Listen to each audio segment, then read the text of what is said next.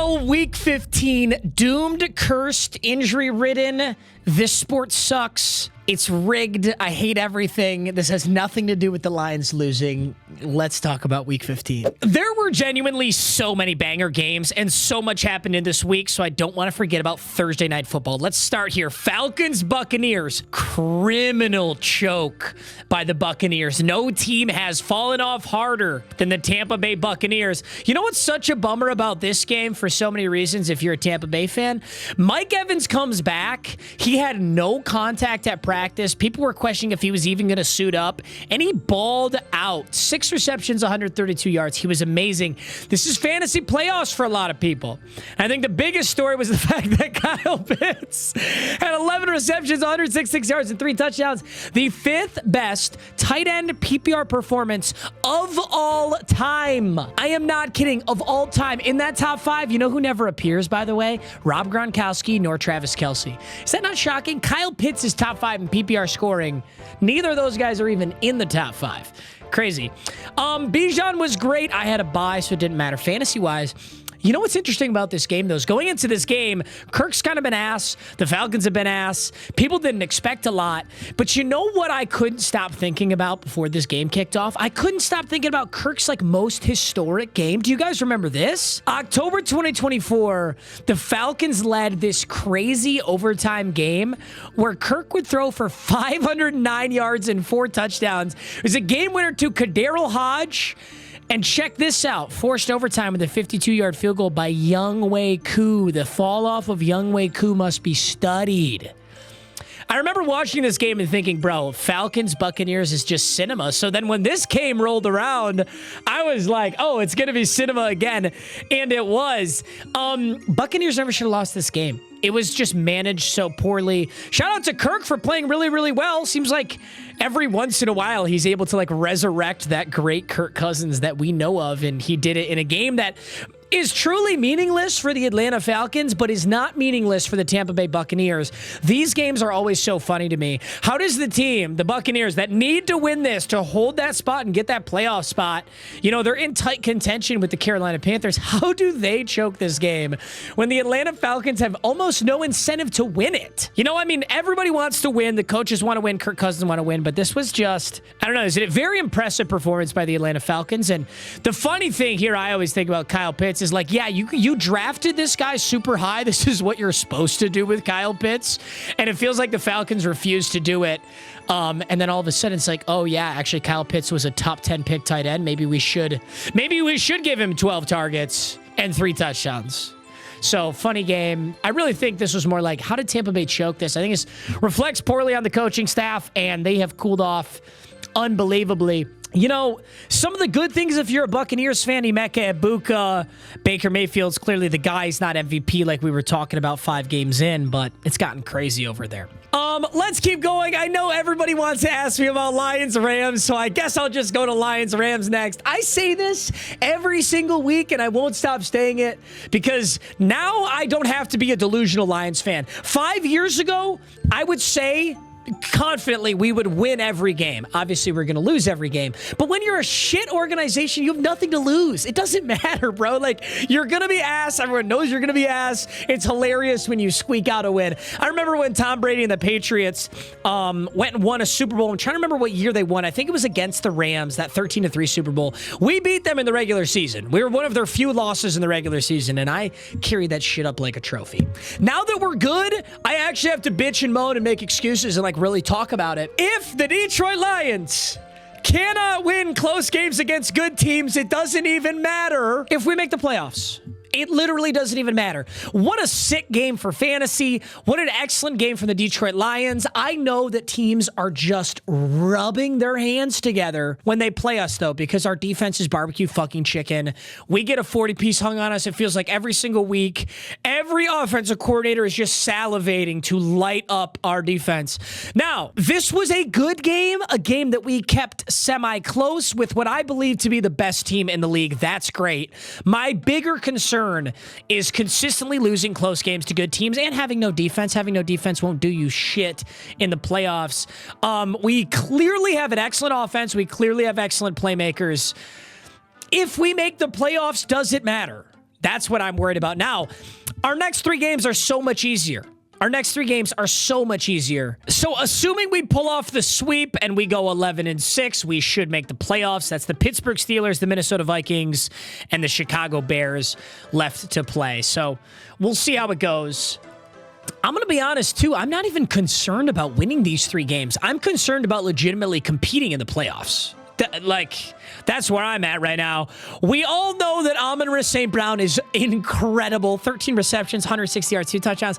We all know that the Rams are incredible. 9 receptions, 180. By the way, I had a bye in fantasy this week. You know what my fantasy team did this week, bro? They might have dropped 200 points on the bye. Okay, I grossly exaggerated, but I didn't even set my lineup. I literally didn't set my lineup because I was out. Look at this. I dropped 140. I didn't take Odunze out. I had Jaylen Warren starting, and he hadn't even played yet.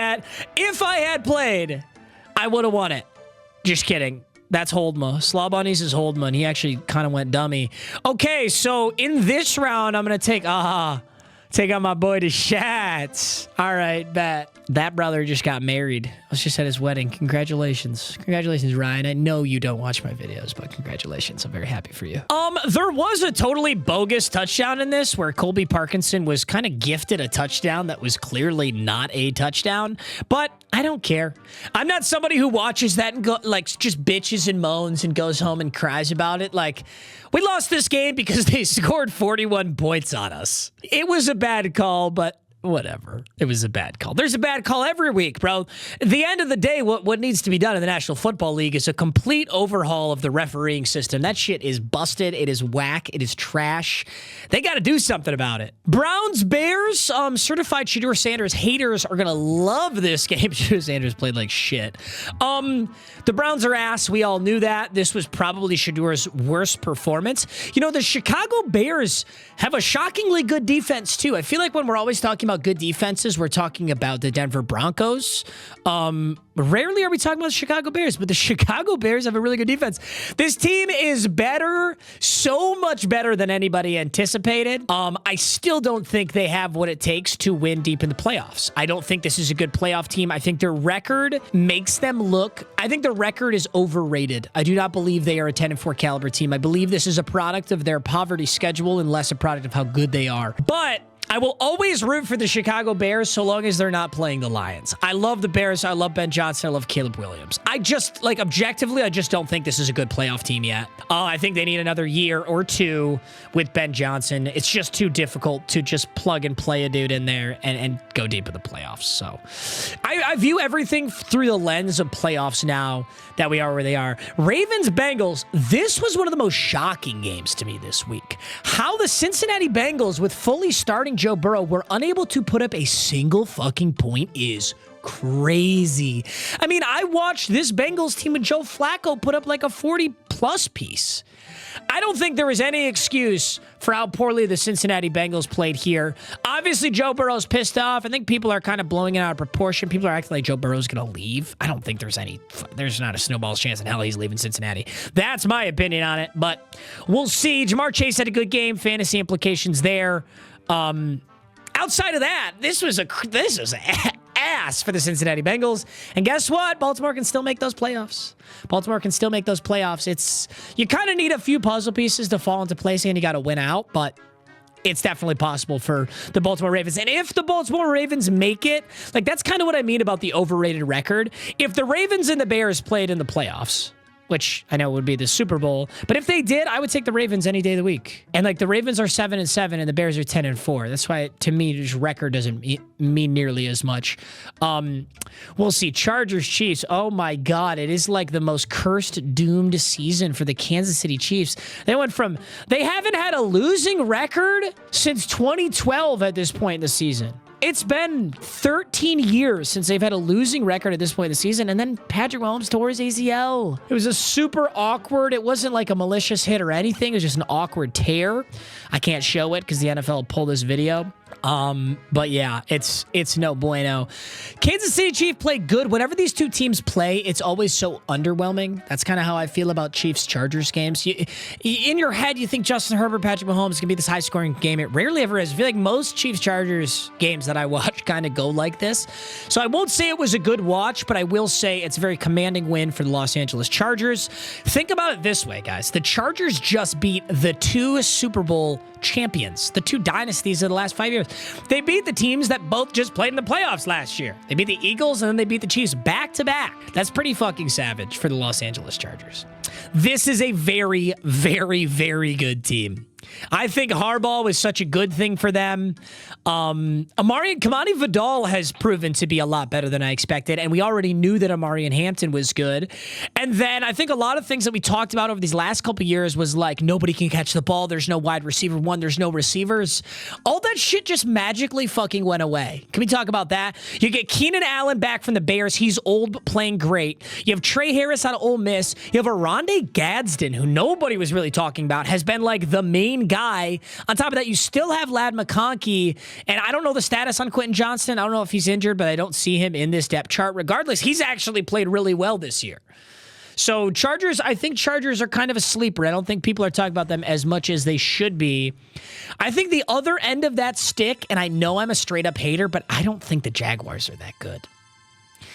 The Jaguars stat padded the shit out of the New York Jets. Okay, sick. Everyone knows the Jets aren't actually playing. Now, the Jaguars have looked so much better than they have ever looked, and I like Liam Cohen, and I like what they're doing, but I also think that this is an overrated 10-4 team. I do. I think the Chargers are better than the Jaguars. I think the Chargers are better than the Bears. I will happily be proven wrong. Don't go shitting on me, whooping my ass, crying in the comments. Listen, the playoffs haven't occurred yet. I'll happily be proven wrong, and I'll stand here and apologize if I am, but I don't think I am. I think the Bears and the Jaguars are early exits in the playoffs. 5 touchdowns, 0 interceptions, sick. I take it with a grain of salt when you're beating up on the Jets, who are clearly tanking, intentionally tanking, right? Now, how many of you started Travis Etienne Jr. with 3 receiving touchdowns? Every time he caught a ball, he scored a touchdown. Brian Thomas Jr. finally kind of coming back to life. I think he's been a big, disappointment this year. Brian Thomas Jr. has 2 touchdowns. He has 2 touchdowns. To put that in perspective, Travis Etienne in this single game has more receiving touchdowns than Brian Thomas Jr. the entire year. And he's been injured a little bit. He's been banged up a little bit, but I think people had a lot of high hopes on him. I'm also viewing this through the lens of fantasy, which is different than real football. I do understand that. Let's all settle down. Let's all have a great day. Bills, Patriots. Oh my God. Oh my God. Bills, Patriots. Holy choke job, New England. I'm not going to say fraud watch. I'm not going to get all concerned for New England because I think Buffalo is an excellent team. This is another example. 10-4 teams. Buffalo Bills, Chicago Bears, Jaguars, and Chargers are all 10-4. Guess what? The Buffalo Bills are a fucking mile better than all of them. I think Bills and Chargers are in contention, and I think Chicago and Jacksonville are on a tier under that. New England Patriots. A lot of people were saying this was the best team in the league. I think I had them in my top 3 alongside Denver and the Rams, but I still think the Rams are better. This was really more of a choke than it was the Bills outplayed them. The Bills looked like shit at halftime. At halftime, you're like, wow, pack it up. Drake Maye is the GOAT. And then there was just a crumble. Just an absolute crumble. TreVeyon Henderson, my absolute dog. Once again, I'm kind of pissed that I buy in fantasy this week. Like, I would have loved to have fucking dicked on somebody with TreVeyon Henderson, Bijan Robinson, Puka Nacua, Josh Allen in my starting lineup. I went nuclear. 14 carries, 148 yards, 2 touchdowns. Turns out that New England and Mike Vrabel realized, oh, that young, super fast kid we drafted, he's actually better than washed-ass number fucking 38 Ramondre Stevenson. Can we stop with this? I understand he's a good running back, but my fantasy team is on the line here, and I'm worried about TreVeyon Henderson. Shit. I will still continue to say that what New England has done with their roster is just so incredibly impressive. This roster is so not talented. It's just straight up not. And they're still playing out of their minds because the scheme is great, the defense is great, and Drake Maye's been playing great. Cool. But now this is where we talk about, this is a playoff game. This feels like a playoff game. This is a legit-ass playoff game. And when you talk about playoff games, record doesn't fucking matter. It literally doesn't matter. Yes, getting the bye is okay, but guess what? Detroit Lions had the bye last year, and we got our asses handed to us by Jaden fucking Daniels and the Washington Commanders. These records mean nothing. You need to be a playoff caliber team when the playoffs start, and you got to make the playoffs. That's the only thing you got to do. So long as your record gets you into the playoffs, you got a shot just like everybody else. And this game is a good example of it. I love Josh Allen. I love the Bills. I really do. If I can have if my Lions don't make it, I will be rooting for the Bills the entire way. I'm not kidding at all. And now that Kansas City is illegitimately eliminated from the playoffs, the AFC is going to look completely different. We're going to have New England. I think the 1 seed right now falls to Denver because Denver won their game. Denver won a very impressive game against the Green Bay Packers. So let's talk about this one next. Green Bay Packers, Denver Broncos. Packers had a really big lead here. Packers had a 23-9 lead, I believe. Something like that. Someone correct me on this, 23-14 lead. Regardless, commanding lead that got shred apart in the second half by the Denver Broncos. I think the most impressive play from this game, though, I'm going to try my best not to get flagged here, but this is what I'm talking about. So we come out of halftime, and Green Bay's got this 9-point lead. Green Bay's looking like they're in the driver's seat. Jordan Love steps up into this throw, and like this is why interceptions are such a funny stat for a quarterback. Absolutely heaves it down into single coverage with Christian Watson. Now, yes, technically Watson had a step on him. And if this was the most perfect micromanaged football of all time, it might be another yard or yard and a half to the right. But that's just that's an insane play. That's the best DB in football is what that is. That's your defensive player of the year last year. Patrick Surtain. Christian Watson did get a little banged up on it. I think he rolled on his shoulder weird. Looks like he's unconscious here, but he's not. He's just holding on to his shoulder. I cannot stress enough how insane this coverage is. I'm hoping I can find the other angle of it. Like, genuinely, look at how good this defense is. Sorry, these are kind of like... I'm always watching videos in a super scuffed way on these videos, but you literally have to because the NFL won't just demonetize you, bro. They will straight up take your whole video off the internet, which is some straight up cuck shit. Every time I get to speak to somebody at the NFL, I'm like, hey, guys, can we watch fucking clips, please? It's the big 2025. But okay. Look at this coverage. He's like lightly touching him, and if you're ultra bitch mad, you can say defensive pass interference, but you have to be a delusional fucking Packers fan to think this is defensive pass interference. This is Patrick Surtain objectively playing the ball better than Christian Watson. If Christian Watson slows down and high points this ball, he doesn't have a chance. PS2 fucking unbelievable. Unbelievable interception. Okay, I want to see your fucking face, bro. Pissing me off. Such a good play. That was probably one of my favorite plays of the week. But Bo Nix and Denver Broncos, I've been saying this team's a little overrated, and I am certainly ready to take that back and say this is a legitimate contending team. I think for a while there I was saying, you know, Denver's record supersedes them. Denver's record makes them look overrated. I no longer believe that way, especially after this game. Micah tore his ACL too, correct? Which is so cursed and so horrible and so sad. I hate that. It's a cakewalk defensive player of the year for Myles Garrett, who's probably going to get it anyway. But Green Bay is starting to feel like one of the most overrated teams. I think Green Bay's been getting talked up all season long when the Denver Broncos and the Los Angeles Rams have been right in front of us this entire time. So I think I do have to set down. I have to set down what I've been saying about the Denver Broncos and Bo Nix. They playing out of their fucking minds. They straight up are. Also, I like that RJ Harvey is the bell cow. I've always liked RJ Harvey. This is their rookie running back, and he's been on a really good streak of consistent play so far. Yeah, over these last couple games, he's really been solid. Yeah, 2 touchdowns against Washington, a touchdown against Las Vegas, a touchdown against the Green Bay Packers. Raiders, Eagles. I mean, there isn't much to say here. Philly beats up on the Raiders. Raiders might be one of the worst teams in football. They're right alongside the Tennessee Titans down there in Shitsville. I will continue to say this. My absolute worst prediction of the entire season, I had Las Vegas Raiders as my dark horse team. This was my, like, this team's going to outperform what they're projected. They're projected 3.5 wins, and I was like, I could see them getting 7. They get fucking 2. They're not going to get to 3.5. If you had placed under 3.5, you'd probably smack that shit. They're ass. I mean, what is there to say about this? There's not much to say. I place genuinely no credence on how players play in these absolute gimme games. Like, Jalen Hurts had that historically bad performance against the Chargers, and now he comes out here, throws 12 passes, 175 yards, 3 touchdowns. I'm not gonna fucking glaze Jalen Hurts for this. I'm not gonna glaze anybody for this. It's no different than the Bears. I'm not glazing the Bears for absolutely dicking on the Browns. Ravens-Bengals a little different. This was an impressive, a Joe Burrow Bengals team to hold them to 0. That truly is impressive. Commanders-Giants. This was an interesting one. I mean, the only thing to really consider with this game is, does Jackson Dart win Offensive Rookie of the Year? That's the only thing I'm thinking about. Both of these teams are ass. Both of these teams don't have a lot of implications, not a lot on the line in this game. Ja'Cory Krosky-Merritt, Bill got a touchdown, so if you started him in fantasy, congratulations. Everything else out of this game, I would say, is pretty much unspectacular. Jackson Dart and the Giants had a chance to win it there at the end, and they couldn't pull it off. But, Jackson Dart just keeps putting up these, really 63 yards rushing, 250 yards, 2 touchdown interception. You put up a stat line like that, you're going to win Offensive Rookie of the Year. The league would love to hand that Offensive Rookie of the Year to Jackson Dart for an overall pretty solid rookie season. I think Emeka Egbuka's good. I don't know, dude. It might be Tyler Warren, Emeka Egbuka, but 10-year-old McMillan's got the shot, but I think it's going to be Jackson Dart. Cardinals, Texans. God, the Cardinals are ass, man. Cardinals are ass. Shout out Jacoby Brissett for out there slinging every single week knowing he's going to lose. This guy suits up to throw 50 passes a game, 3 touchdowns, and just take a fat fucking L.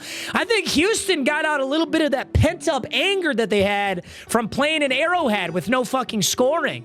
Shitty weather, cold, great Kansas City defense. That Texans-Chiefs game is this very slow game. And now they get to play at home against a trash team. Let's just run up the numbers. This was the week of running up the numbers. That's honestly what it felt like. Everybody was like full gas, no breaks. It reminds me like this Jaguars game, this Texans game. Like, what are we doing? You guys are just dicking on these guys just to be assholes. Respect. Honestly, respect. It's kind of what the Rams did to the Lions. We're desperately trying to claw back and didn't work. Panthers Saints. This was the most shocking game to me by far. The most truly shocking. I thought the Panthers were a cakewalk for this. This is such an important game for them because they're vying so tightly with Tampa Bay for the top spot. Remember, if you're an MM casual like me, if you win your division, you automatically get a home playoff game. So you could have a shitty 8-9 record and go to the playoffs so long as you're the top of your division. Well, the top of this division right now is the 7-7 Panthers and the 7-7 Buccaneers. They both lost. Saints didn't have a lot on the line here. Tyler Shuck's proven to be pretty solid. I think the Spencer Rattler, saga is over. I think Tyler Shuck is their guy. So it sounds like they did make a good pick there.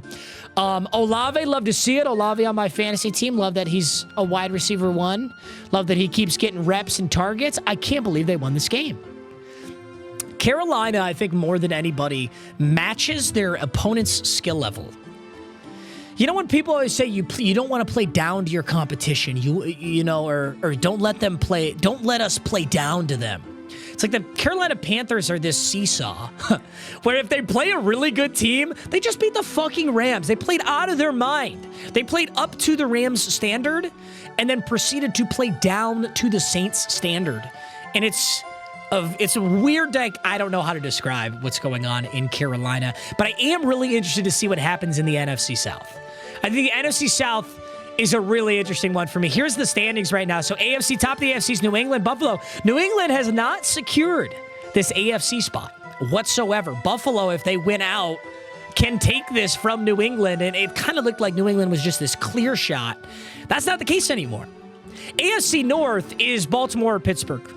We shall see. Once again, you land at the top of this, you're guaranteed a home playoff game. AFC South has proven to be a tough division. Outside of your gimme game against the Tennessee Titans, you got the 8-6 Colts, who may be doomed at this point. We'll talk about that Phillip Rivers game in a bit. The 9-5 Texans, who I think the 9-5 Texans are a million miles better than the 10-4 Jaguars. But guess what? If the Jaguars finish at the top of the AFC South, they get that home playoff game. Houston should likely make the playoffs anyway. We'll see. AFC West, Kansas City's eliminated. Chargers 10-4. Broncos 12-2. Eagles are going to hang on to the NFC East most likely. NFC North, Packers, Lions, Bears. Tough division. You know, we bitch about divisions all the time, but isn't it funny that the 8-6 Detroit Lions would be the clear NFC South leader? Meanwhile, Tampa Bay and Carolina Panthers are vying for it. We're probably there's less than a coin toss chance that the Lions make the playoffs. I believe we will, but there's less than a coin toss chance. And Tampa Bay, Carolina are kind of vying for it. Falcons and Saints are eliminated. NFC West. I think San Fran being 10-4 is kind of hilarious. They've got a cakewalk schedule, but Seahawks, Rams, these two teams are nasty good too, both at 11-3. Kind of crazy.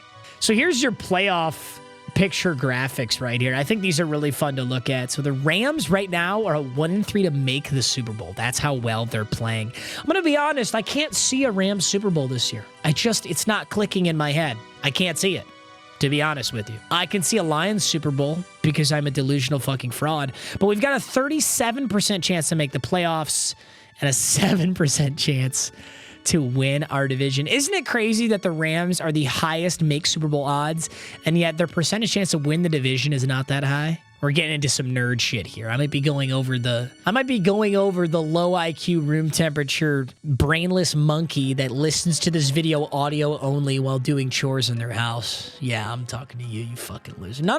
Don't look at the video now. Don't open up your phone and look at the YouTube video now. Just keep folding your clothes, you fucking girl.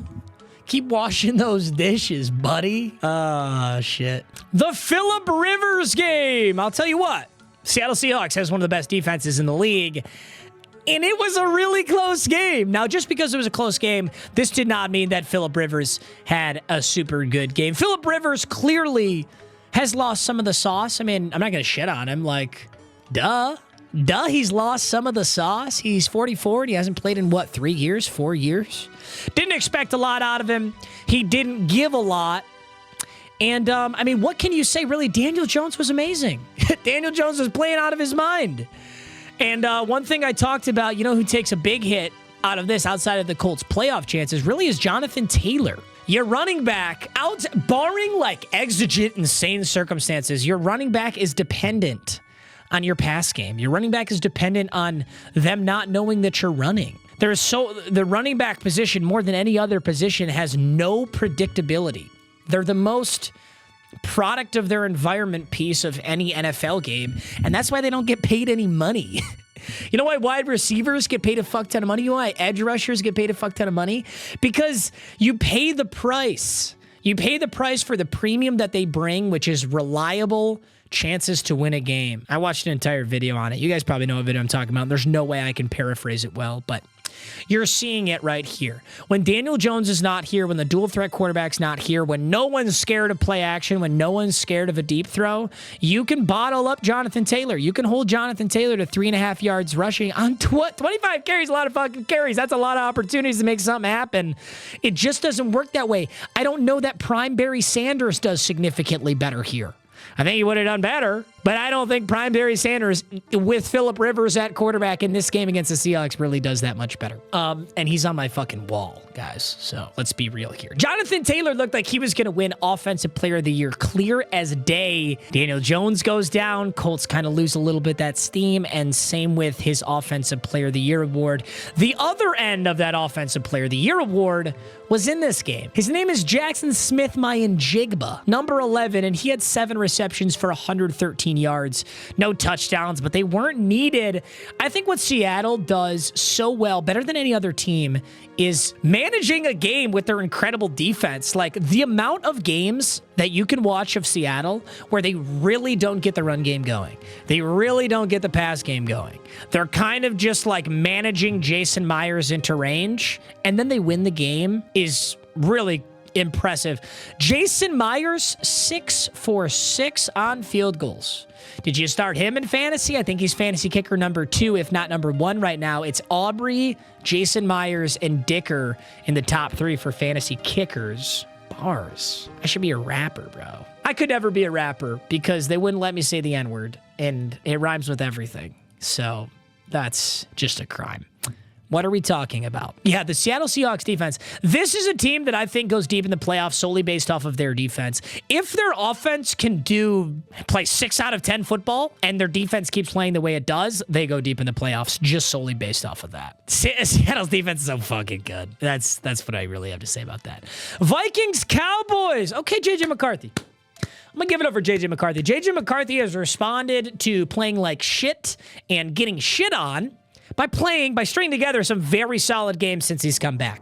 So you got to give it to that. If you're a Minnesota Vikings fan, I'd be happy about this. 2 straight really solid games out of your young quarterback, showing a lot of promise. And yes, Dallas Cowboys defense is a lot like the Lions defense. You do the Birdman rub, you give it a little rub and tug, you're getting a little bit bricked up. Let's all be real. We're all getting a little bit bricked up when we see the Dallas Cowboys on the schedule, the Detroit Lions on the schedule, because you're going to run that fucking score up. So there's a grain of salt to be had here. But you know what? JJ McCarthy played good in Dallas. If Dallas had beat Detroit, Dallas was a legitimate playoff contending team, and they didn't. And now I don't know that they're eliminated legitimately, but they ain't in. Javante's continued to be great. CeeDee Lamb's continued to be great. Good to see he wasn't gravely injured. George Pickens. Remains to be seen what happens here with George Pickens. He is a contentious talking point, George Pickens, with his antics combined with his incredible football ability. Jordan Addison was okay. Justin Jefferson. This is a generationally bad wide receiver season for the best wide receiver in football. I think it shows a lot of poise and professionalism from Justin Jefferson. Jefferson being the only honest to God, I think he's the only wide receiver in the entire National Football League who has every right to bitch and bitch and bitch, and he doesn't. Now, being on a gigantic giga contract already, and already kind of proven to be incredible, maybe that's changing his decision-making process. Maybe he's like, you know what? Who gives a fuck, bro? I'm getting paid $100 bazillion, and I don't even got to go out there and play. Who knows how he feels? But I do know he's handling it really professionally, and I respect that a lot. So Justin Jefferson having by far the worst season of his career. It's not his fault at all, and he's handling it with a lot of poise. So Minnesota, if JJ continues to develop, I think you could get back. That's the kind of the problem with Minnesota is like all you're trying to do is get back to where you were with Sam Darnold. Like that's the goal, right? But it's like you just had that. It's weird to be that good last year and then struggling this year, but I can't even say that much. Like that's kind of where the Lions are. We're not that far off from that. We were incredible last year, the 1 seed last year. Now we're rocking an 8-6 record with a 37% chance to make the playoffs. So I get it. Titans Niners, what's to say about this? Titans are horrible. Titans are just genuinely horrible. It looks like they've been scoring more in the last couple weeks. I think the Tennessee Titans, even if Cam Ward starts to just play out of his mind, and I think he's, been improving, it doesn't change this team from being just so bare bones. I think the Titans are in for the longest rebuild out of anybody. Maybe the Las Vegas Raiders have a longer rebuild ahead of them than the Tennessee Titans, but you're gonna need a serious reckoning in Tennessee to solve that. Sorry, Titans fans. I'm not like. That's just my only objective on these videos is just to tell you guys my opinion, do a little bit of yapping, and I feel like every time I boot up one of these videos, I am just fucking lamenting the Tennessee Titans, but it's really that bad over there. Like, when I think of the New York Jets, it's like, okay, yeah, you're bad, but guess what? You just established a lot of draft capital. I really respect what the Jets did. They said, no, we're not just going to be dog shit ass. We're going to fucking sell out to be dog shit ass and give ourselves a chance one day to maybe not be that way. I don't know if I see the same future for the Tennessee Titans, but I guess we'll see.Maybe Cam Ward goes on that generational sophomore junior year. We'll see. Upcoming Monday Night Football, Dolphins-Steelers, actually a really big, like a shockingly big game because Pittsburgh wants to retain that top spot in their division, and the Dolphins are kind of on a tear. Can we talk about the Dolphins? I mean, they have quietly went from the worst record in the NFL to a 4 straight win streak. The Bills one, obviously, being the most impressive, right? But Commanders, Saints, Jets, no, those aren't powerhouses. But sure, dude, they can make the playoffs. They can technically make the playoffs. They're not going to win their division, but it's actually possible. Steelers game, this is a very winnable game for them. Bengals couldn't put up a single point against Baltimore. Buccaneers have been really slowing down, and obviously that final Patriots game could end up being a big one. But you know what's funny about this is this final game of the season, you guys know historically, this Week 17 game, the teams that have clinched a playoff or have no playoff, you know, seeding implications with a win or a loss, they will bench their starters. They'll bench their starters every time. You guys have seen this. You remember last year, like Carson Wentz played the full game for the Kansas City Chiefs because no matter whether the Chiefs won or lost, didn't change anything, so they're not going to risk their good players. Well, what if Miami actually has a chance to go to the playoffs and they match up against a Patriots team that has no reason to win this game? I'm making up hypotheticals here, but it is really funny to think about. You know, I also think Week 17/18, that final game of the season, I think those are the funniest watches of the year, especially for the teams that actually play their bench players. It's like watching a preseason game, except like one team is genuinely trying really hard and the other one doesn't give a fuck. I think it's so funny. So I'm kind of excited for that. I'm excited for the playoffs too. It's going to be awesome. My prediction for this Dolphins-Steelers game, I'm going to say Steelers win this pretty easily, but here's the thing. I've been a horrendous primetime predictor. So everything goes with the MM casual. The most MM casual grain of salt that there is. Give me that grain of salt, but make it casual as I think that's it. Am I missing a game here? Hopefully not. Before we go anywhere, of course, we got to watch all my favorite highlights from this week. Gotta love this play. Joe Burrow with the dead nuts easy interception to Kyle Van Noy. Look at this fucking handoff. This is veteran high IQ plays right here. This is some beautiful shit. Also, I don't think my headphones are working. Fucking genius. It's kind of funny seeing that occur too, like a legitimate handoff, because you never see it. That's totally legal in football. Isn't it funny? We always talk about pitches, always laterals. You can literally just fucking hand the ball to somebody. It's funny to see because you don't see it very often. Outside of, like, yes, a quarterback snapping it, handing it off to someone on dive. But, like, now, gotta say, didn't matter in this game. They're winning this game anyway. But what a like, that's just a great play by Kyle Van Noy. Great play by Kyle Van Noy. And he gets it to his homie, Alohi Gilman. I don't know that guy's ever scored a defensive touchdown before. That's pretty fucking lit. I love that. Travion My Goat Henderson. What about Travion My Goat Henderson? That's as fuck. My Drake Maye? Drake Maye outrunning DBs. We're cooked again, fellas. The best running back in the league. Okay, a little delusional there. Patriots versus refs. Okay. Yeah, I mean, isn't it a shame that every single NFL football game feels like it's just plagued with poor refereeing? There is something to be said about the mob mentality of always blaming the referees and they're just a scapegoat and your team should just play better. I think there's a degree of that in every single NFL game, but there's also a degree of horrible officiating. One interesting thing that I've been reading up on is how the NFL's referees are part-time employees. I find this like so incredibly shocking. Like, I cannot believe that this is the case. NFL referees do not work full-time. While their schedules are pretty booked up from August through January, their spring and summers are relatively open, which allows them to work other jobs in their off-season. Now, listen, I'm not going to, like, pocket watch on another man. It is true that, like, football season is not as long as other professional sports. So, yeah, if a referee wants to do other shit in their own time, I guess I kind of get it. But this is America's fucking sport. This is the #1 sport in America. We're handing out $150 million contracts to Kirk Cousins to play quarterback, and we can't force our referees to take this shit seriously enough to be their full-time job? The NFL has experimented with transitioning to full-time referees in the past, but suspended the program in 2019. Let's read about that. Senior Vice President of Officiating, Al Riveron, confirmed Friday that the NFL has put its full-time officials program on hiatus. I do think that this is a pretty good counter argument. NBA and MLB have refs and umpires that are full-time employees, and they do such great jobs that coaches, players, and fans never complain about them. Yeah, I do think in the back of my head, even if we had the best referees in the world and we paid them full-time, I think we'd bitch, right? You know who's quietly gotten way better? DeAndre Swift. Unbelievable. I mean, I thought DeAndre Swift was washed. I think he's got him dead to rights right now. It's like he got faster this offseason. I don't know that he put in Really impressive offseason work. I have no idea if that's true or not. But this DeAndre Swift is not the DeAndre Swift of the past 2 years. He's looked incredible. Lamar B, by the way. He's a running back, by the way. That's a running back throwing that. That's a running back throwing that perfect ball. Dot. All right, let's look at Stat Pad Lawrence lighting up the Poverty Jets. Holy shit, that's an insane ball. Throws it up for grabs, and it's caught inside the... Yo, I need to shut the fuck up.